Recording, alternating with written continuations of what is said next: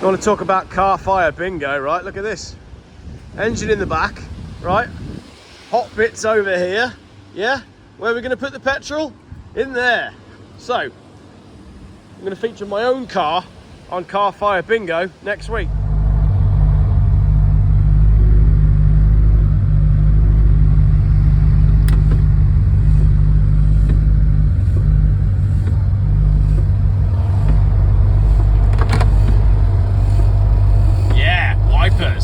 Good morning. Right, bit of a strange day today. This is the Renault 10 and this is the Renault 11 and I own both of them, but you probably remember from a video the other day I was wondering what to do with the 11 when I drove it home and it's a bit broken. Anyway, a man who doesn't want to be on camera is behind me now, commented on YouTube basically saying I want to help. So we had a bit of an email conversation and now stranger danger and all that. What I'm going to do is I'm going to just send him on his way with the car. He's come over in an Uber. Now he's going to drive the Renault 11 home and fix it maybe at some point. Yeah, oh yeah. Yeah, cool. So it's going to get fixed. So we're going to save the Renault 11 and then I'm going to use my Renault 10 to go and collect Tony Goodman because I'm going to be his Uber driver today because he needs to get between train stations in Worcester. So going to pick Tony up in the Renault 10 and the Renault 11 is going to go off and maybe be fixed. What a great result. I'll show you both cars quickly and then I think we're going to go get coffee, aren't we? Yeah. Coffee sounds good. So let me show you the cars and then we'll go from there. Right, so we'll do the Renault 10 first because last time you saw this on the channel was when I was driving it around with Lee. Since then, it's had new ignition leads, a new coil, the distributor cap's been cleaned out, the distributor's been slightly repositioned, the battery's been changed, the wiring to the battery's been changed, and a new earth strap's got new battery terminals, and basically it now works and it runs really, really sweet and it starts the way it should. So the Renault 10 is getting there. That is stage 1, but we have also mapped out stage 2, 3 and 4 for this car. So this car is going nowhere. I am hanging on to this because I really, really like it. The Renault 11, I can now show you in the daylight. It's sitting a little bit wonky because it's the torsion bar on the back that has broken or slipped a spline. What do you reckon? I think it's slipped. You think it's slipped? That's looking better than it did look.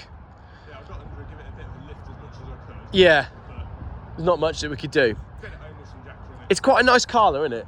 It's cute for what it is. It is a Survivor. It's about 8,000 shades of red. In fact, so is this one. So between the two of them, we've got virtually every shade of red. I think at least one of them needs to be called Renault Russo. Renault Russo. Yeah. Renault Russo. I like it, like Rene Russo. Whatever that particular shade of Russo red is. Exactly. I'm sure we've got it somewhere. Exactly. Right. Doesn't lock. But inside the 11, it's quite different to the 10, which I'll show you. Pedals are so close together, if you're wearing shoes, you're basically hitting all 3 pedals at the same time.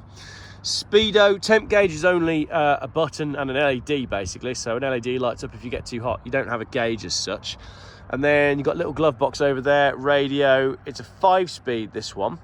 The seat covers, there's a receipt in the book pack for about 76 quid for the seat covers, so probably the most expensive thing. But high mileage, and I love a high mileage here, 180,000 miles, but it's been quite well looked after and there's loads of money been spent on it, so it does have quite a lot of paperwork.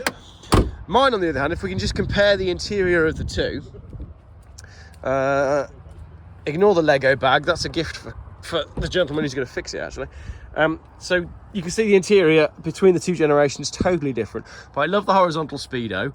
And one of the bits that is in stage 2 of sorting this car out now that we've done stage 1 is sorting out that red wire because it's live, so don't touch it.